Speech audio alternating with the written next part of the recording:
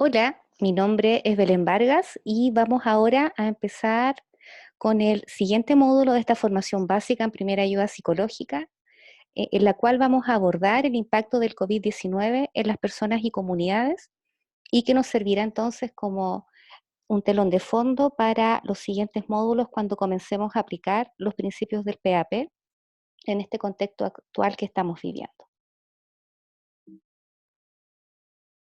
Para comenzar entonces vamos a ver que, ¿cierto? El impacto que tiene el COVID en las personas va a ser diverso y por esta razón entonces es que te quiero proponer un primer paso reflexivo en este módulo y para eso quiero que mires con atención esta imagen, que esta es una imagen de lo que ocurrió también en las últimas semanas en el norte de Chile y quiero que pienses por unos segundos si esto estuviera ocurriendo en este momento y tú estuvieras en esta escena.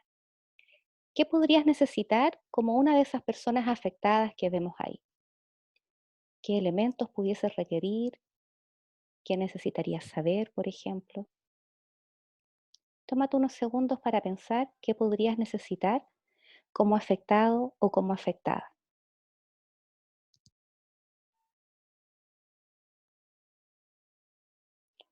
Y ahora también te quiero invitar a reflexionar qué podrías necesitar si fueras una de las personas que va a apoyar a estas personas que van a estar acá, ¿cierto? En este espacio, estas personas que están afectadas, que están viviendo esta situación crítica y que vas a ser entonces un respondedor o respondedora. ¿Qué necesitarías entonces para tener una buena actuación, para poder apoyar a las personas que están pasando por esta situación crítica?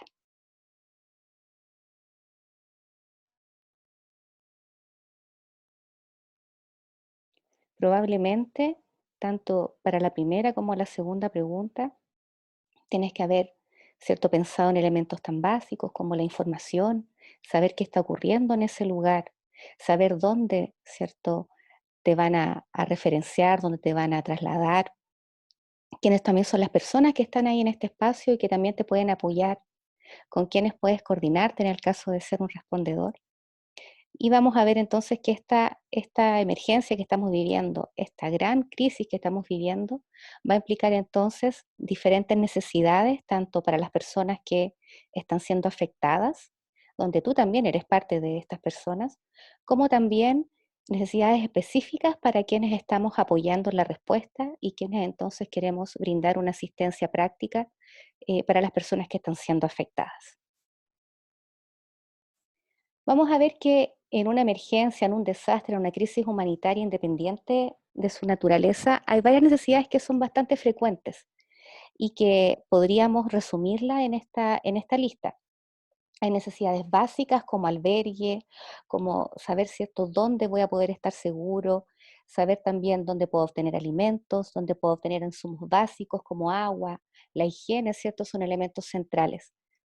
También es frecuente que las personas necesiten atención médica, ya sea para sus lesiones o para dar continuidad a enfermedades crónicas.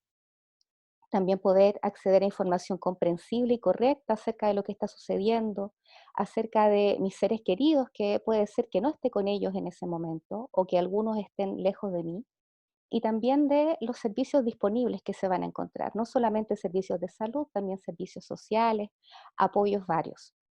También una necesidad muy frecuente y que suele ser enumerada como la primera en cuanto como una lista de necesidades, es poder comunicarme con mis seres queridos.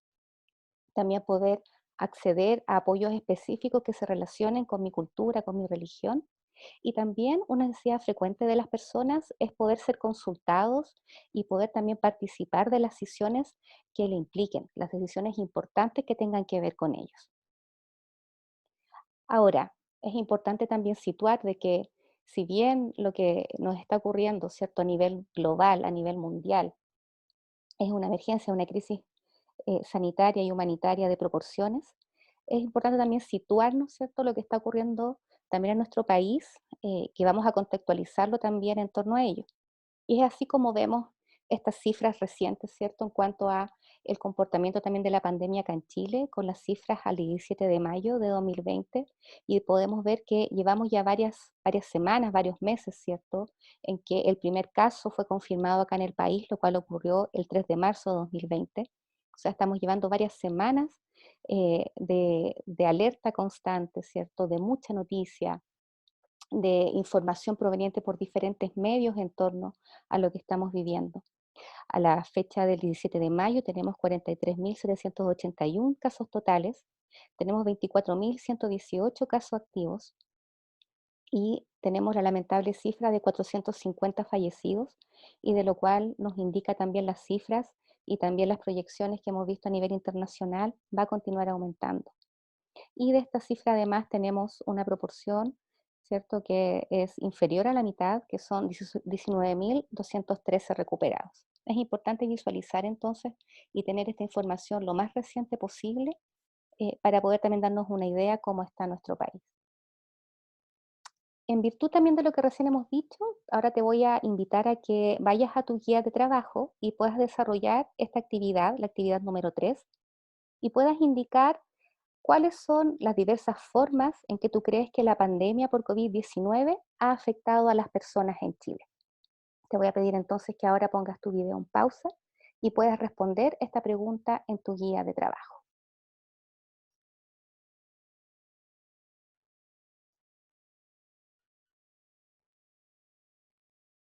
Bien, es probable que hayas respondido, ¿cierto?, elementos que atacan individualmente a las personas, ¿cierto?, también de manera colectiva. Hemos estado viviendo también diversos cambios desde el 3 de marzo en cómo transcurre nuestra vida cotidiana, nuestro día a día, cómo nos relacionamos con nuestra familia, con nuestros amigos, también con nuestro trabajo. Vamos a ver que el impacto de COVID-19, así como también ha ocurrido de manera internacional, primero que todo ha implicado también un cambio en la forma que tenemos, ¿cierto?, de relacionarnos entre nosotros, de relacionarnos en la comunidad, donde prima entonces el distanciamiento físico. Y también donde en una cultura como la nuestra, ¿cierto?, que estamos dados a poder saludarnos, poder darnos la mano, poder abrazarnos, entonces esto implica un gran cambio a nivel cotidiano, ¿cierto?, de cómo nos relacionamos con las personas que queremos, con las personas con quienes convivimos día a día. Además, acá en Chile, ¿cierto?, vimos tempranamente una suspensión indefinida de las clases, tanto, ¿cierto?, en el nivel básico como media, también en las universidades, y también cierre de salas, cunas y jardines infantiles, lo cual también implicó un gran cambio a nivel de madres y padres, ¿cierto?, que trabajaban y que también contaban con este apoyo en el día cotidiano para poder cuidar a sus hijos y a sus hijas. Además, también hemos ido teniendo cuarentenas totales por comunas. A la fecha de hoy, cuando estamos grabando este curso, tenemos una cuarentena total, por ejemplo, en el Gran Santiago, lo cual sin duda es un hecho inédito también en la historia de nuestro país. Además, se han establecido cordones sanitarios a nivel mucho más específico, ¿cierto? Y también que ha sido complejo para algunas familias y también especialmente para las personas mayores. Hemos tenido suspensión de las visitas a las residencias de personas mayores y a los LEAM, y además también dentro de algunos impactos se conoce, ¿cierto?, ya de la pérdida de fuente laboral de muchos chilenos y chilenas y de personas, ¿cierto?, que viven en nuestro país.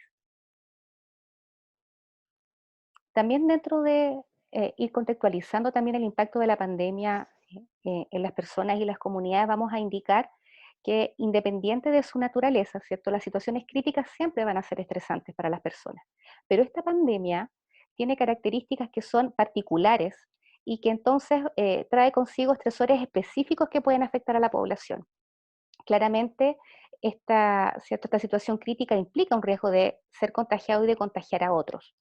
Además, también, dentro de lo que hemos ido conociendo, vamos a encontrar entonces que para las personas algunos síntomas comunes que pudiesen presentar con otros problemas de salud, por ejemplo, la fiebre, ¿cierto? O síntomas relacionados con la influenza, pueden ser confundidos con COVID-19, y eso también implica cierta incertidumbre de saber qué está pasando, ¿cierto?, conmigo, con un ser querido. También hemos observado una preocupación que va en aumento de los madres, de los padres, de los cuidadores ante la suspensión de clases, ante esta necesidad de dejar a los niños en casa, y no necesariamente vamos a tener la compañía y los apoyos adecuados. Recordando también que para muchas familias, por ejemplo, el apoyo de los abuelos, ¿cierto? De las abuelas, era sumamente importante para el cuidado de los niños y ahora no contamos necesariamente con ellos, ¿cierto? Por las medidas de seguridad.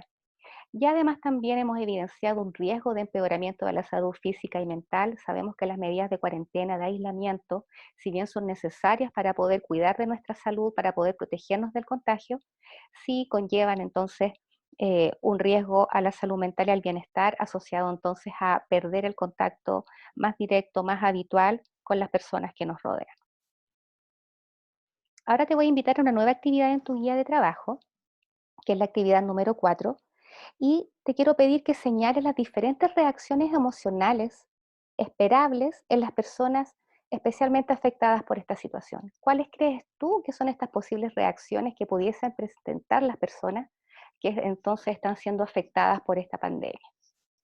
Vamos a poner ahora entonces el video en pausa para que trabajes unos minutos en tu guía de trabajo.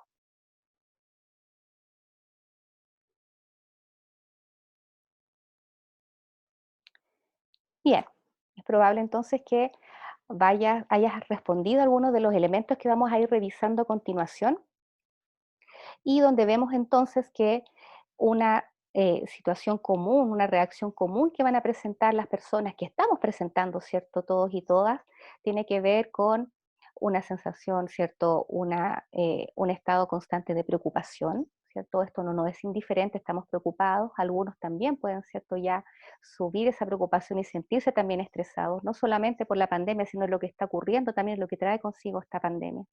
Entonces vamos a ver que algunas reacciones esperables que es probable que tú hayas respondido en tu guía de trabajo, sea el miedo, ¿cierto? Una reacción, una emoción que va a estar muy presente en estos días, que está muy presente en estos días.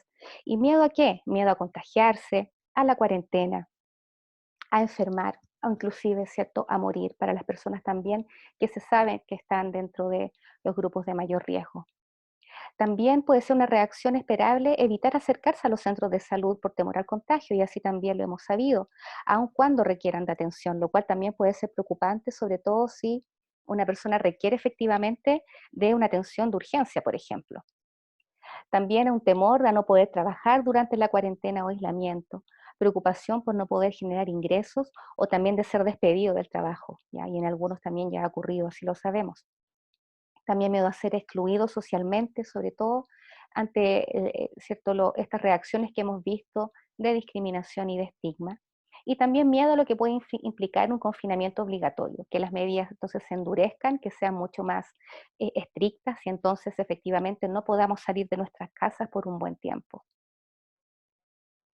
También es probable que las personas puedan sentir impotencia, por ejemplo, por no poder proteger a sus seres queridos, o también miedo a perderlos por el virus, por la enfermedad, sobre todo si no estamos cerca de ellos o de ellas, temor de estar separado de los seres queridos y de los cuidadores debido a periodos de cuarentena o aislamiento, ¿cierto? Sobre todo, por ejemplo, si sabemos que pudiesen ser ingresados a una residencia sanitaria, puede ser un miedo frecuente.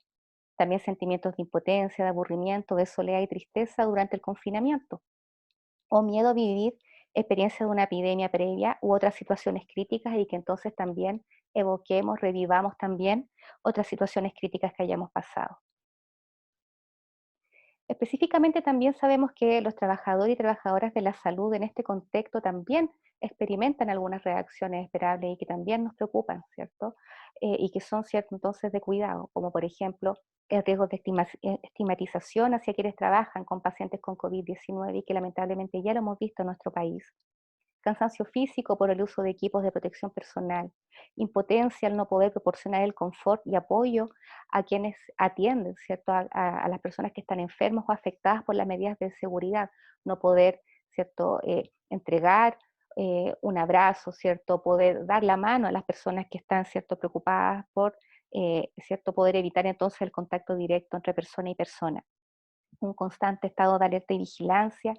También esta necesidad de seguir procedimientos estrictos y el estrés que eso implica para poder prevenir decisiones también precipitadas y también, absolutamente un entorno laboral más demandante con muchas más horas de trabajo.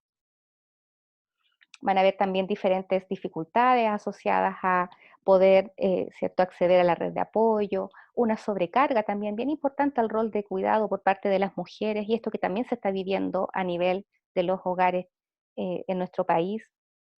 También poder, ¿cierto?, estar mucho más expuesto al riesgo de ser infectado y el miedo que eso involucra.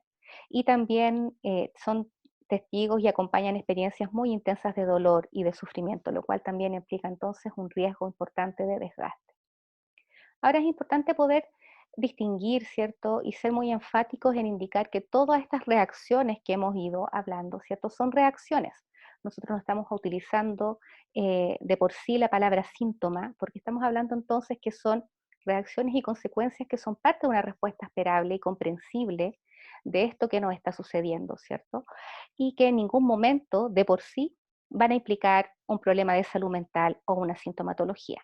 Si le vamos a prestar atención, si le vamos a prestar apoyo, pero estamos también haciendo un llamado bien importante a no patologizar las reacciones esperables que las personas puedan presentar en este momento, y también es muy importante ir realizando abogacía, ¿cierto? Y realizando educación para que no estigmaticemos ni psicologicemos el malestar, ¿cierto? Y la ansiedad que nos genera la pandemia. Ahora también el COVID-19 tiene consecuencias no solo a nivel individual como las que vimos recién, y es probable también que puedas haber anotado algunas de estas reacciones que son ya a nivel colectivo, a nivel de las comunidades y las familias. Y lo que se ha visto entonces que va provocando un deterioro en las redes sociales, en las dinámicas locales, también en la fuente de ingresos. También se producen situaciones de estigma hacia grupos asociados al COVID. eh, También un riesgo de discriminación o agresiones hacia las personas contagiadas o con sospecha de contagio. También, y que es muy frecuente en diferentes emergencias, desastres y crisis humanitarias, se va perdiendo la confianza hacia las medidas o también a las autoridades. Y también hay un alto riesgo de discontinuidad en los cuidados de las personas con trastorno de salud mental, ya sea por dificultad a acceder a ellas, por cierto cómo se ha ido también sobrecargando la red de salud, como también puede ser porque las personas tengan miedo a concurrir a su centro de salud habitual. En vista de estos antecedentes, ¿cierto? Nuevamente te voy a invitar a que trabajes en tu guía de trabajo y que puedas tomarte unos minutos para pensar en cuáles son estos grupos en mayor riesgo o mayormente afectados por la pandemia. Vamos a indicar que la pandemia no va a afectar igual a todas las personas, ¿sí? Y quisiera que pudieses pensar entonces y que pudieses trabajar en tu cuadernillo una breve lista, ideas centrales de cuáles son aquellos grupos que pudiesen estar en mayor riesgo. Entonces ahora te invito a poner en pausa tu video y poder desarrollar la actividad 5 en tu guía de trabajo.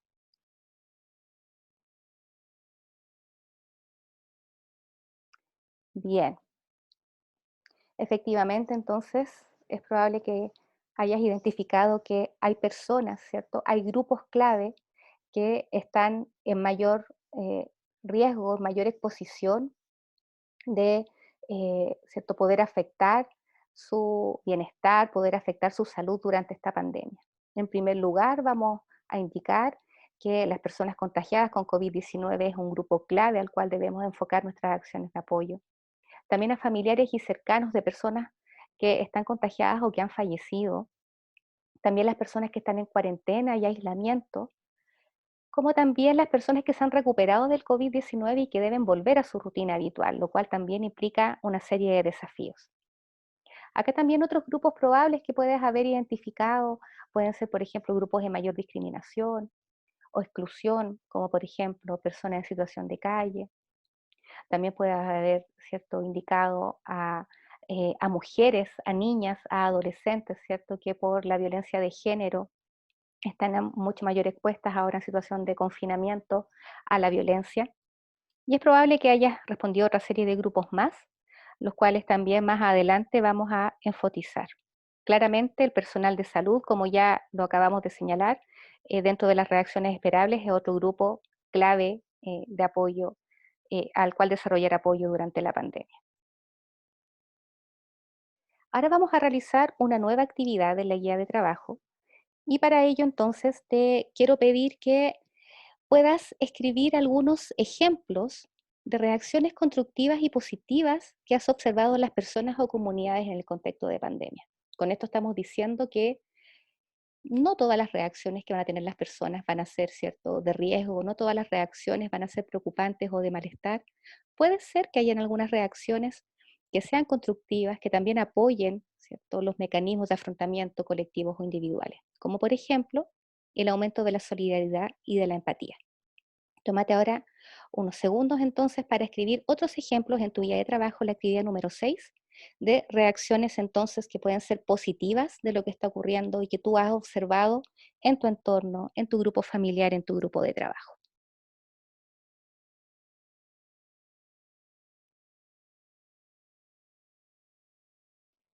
Efectivamente, y tal como probablemente lo escribiste en tu guía de trabajo, vamos a ver de que frente a las situaciones críticas, no todas las reacciones van a ser, ¿cierto?, asociadas a malestar o asociados a elementos complejos, ¿cierto?, que ponen en riesgo el bienestar de las personas, sino también existe una serie de reacciones, y probablemente tú las has observado, de gran altruismo y también de cooperación, y que eso también reporta gran satisfacción a las personas.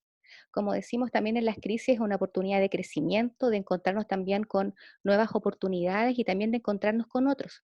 Y es así como, por ejemplo, hemos aumentado el contacto social con personas que están más solas, ¿cierto? Con amigos, con familiares que sabemos que están enfrentando la cuarentena, el confinamiento, mucho más solos. Hemos también visto cómo se han organizado redes para compartir mensajes con información clara y veraz dentro de la comunidad y también especialmente hacia aquellos que no usan las redes sociales de forma tan habitual, como por ejemplo las personas mayores, ¿cierto? O quienes no tienen conectividad. Incluso hemos visto, por ejemplo, organización para compartir las tareas escolares, ¿cierto? Para poder organizarnos y apoyar a los niños y a las niñas. También hemos visto, ¿cierto?, cómo se va brindando apoyo a las personas que han sido separadas de sus familias y también cuidadores debido al periodo de cuarentena. Y también hemos visto diferentes organización comunitaria para aumentar medidas de prevención y protección o también de disponer apoyo, como por ejemplo muchas de las organizaciones que forman, que han conformado líneas de ayuda remota a través, ¿cierto?, de diferentes canales de atención y que han congregado a grupos de voluntarios profesionales entonces que se han puesto a disposición para la comunidad. Y entonces vamos a ver, relacionado con lo anterior, ¿cierto? Que entonces el COVID también nos presenta desafíos para quienes trabajamos en el ámbito de la salud mental y el apoyo psicosocial, de poder establecer nuevas formas de brindar apoyo y ayuda, ¿cierto? Donde lo usual que teníamos, que era una atención, ¿cierto?, directa con las personas, de poder acercarnos a ellas de manera, ¿cierto?, presencial, va a ir cambiando. Claramente aún tenemos la posibilidad de realizar algunas acciones cara a cara, ¿cierto?, especialmente para los equipos de salud, los equipos de primera línea a nivel de municipio, ¿cierto?, y otros servicios esenciales que aún están de manera presencial, pero ahora es distinto porque estamos respetando una distancia física, ¿cierto? No es la forma habitual que teníamos en cuanto a entablar una comunicación con una persona a quien apoyábamos. Claramente las llamadas telefónicas han cobrado relevancia, las videollamadas, aprovechando ahora que tenemos mucha más tecnología a nuestra mano, y claramente también los mensajes de texto, el WhatsApp, los mensajes y las redes sociales están cobrando entonces un rol protagónico en la respuesta al COVID-19 y una tremenda herramienta para los equipos que brindan apoyo psicosocial y apoyo en salud mental.